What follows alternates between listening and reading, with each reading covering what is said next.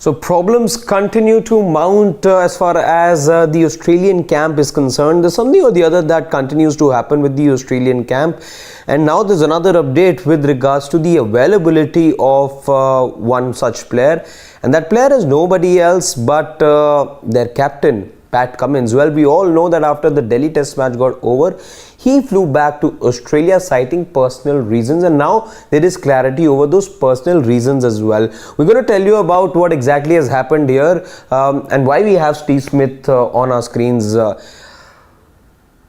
So the update is, and it's come all the way from Australia. What's happened here is that Pat Cummins has now said that he will not be coming back to India for the third test match. He could return for the fourth, but that we don't know as of now. For the third test match, he's made it clear he is not returning.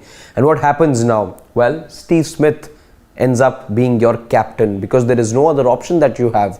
Pat Cummins has been given the mantle for a while now, but Steve Smith is the only other player. You look at the Australian team, you look at the squad, either there are youngsters, there are some experienced candidates as well. There is somebody like a Nathan Lyon, there is somebody like an Usman Khwaja. So that team does have experience. There is a Mitchell Starc as well, but none of those have any leadership experience, which is why they now turn to somebody, rather I would say a certain Steve Smith, because he's the only man who has delivered the goods. Yes, of course, it was for reasons that we all know, that he was stripped of his captaincy for good 2 years. He was away. He's made a return to cricket, and a good return and a strong return. Even though he's not really plundered runs in this present Border Gavaskar trophy, but he's been trusted with the job now, and in the third test match, which will take place at Indore, he will be seen leading the Australian side, because there's frankly no other option that Australia really have here. Now let's talk about Pat Cummins as well, and what we managed to gauge as far as the situation back home is concerned. He flew back citing personal reasons, but it was earlier reported that he'd be back in time, but now it's been made clear that he's not coming back, and that's because of his mother's illness, who happens to be who's getting a lot of care right now, and she needs attention right now, is what he feels. Pat Cummins has also come out and said that he's overwhelmed with the support that his team and the supporters have given him, and he feels it's the right choice for him to be with his mother, to be with his family in this rather testing time, I would say.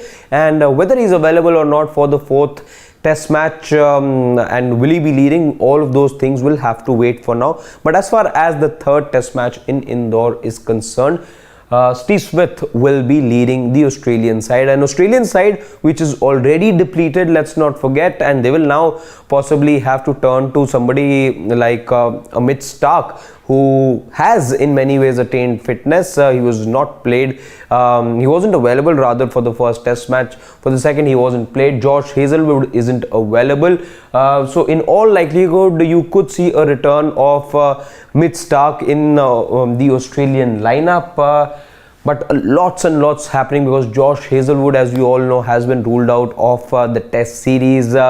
Mitch Starc wasn't available for the first test. Australia are already 2-0 down. There's a leadership change. So how Australia copes with all of these changes is something we'll have to wait and see, but it doesn't look or doesn't make for a very good reading as of now. If you look at the Australian squad and this overall situation, India have been the dominant team, and given all of these changes, you fear if things are only going to get worse as far as the score line is concerned, as far as that margin is concerned. India already needing 2-0. They retain the Border Gavaskar trophy, and by the looks of it, India could only extend that and make it into a 4-0 or a complete whitewash, one can say, because things looking extremely unsettled as far as the Australian camp is concerned.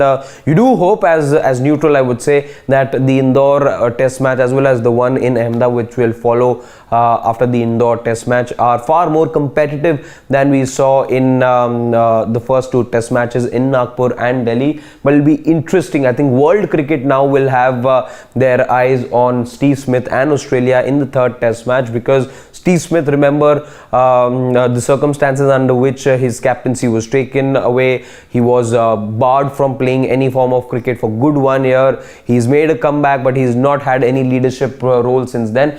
And after good 3.5, close to 4 years, I would say, Steve Smith will now be captaining Australia after whatever had happened in Newlands. He admitted to being part of the leadership that decided to go ahead and tamper the ball, and after which lots and lots has happened, in fact, in world cricket and in the life of Steve Smith, but it'll indeed be a bit of a personal moment for him as well. We'll have to wait and see how he reacts to this development, but Steve Smith, we can tell you, will be leading the Australian side come the Indore test match, which starts on the 1st of March. For now, that's the update that we had.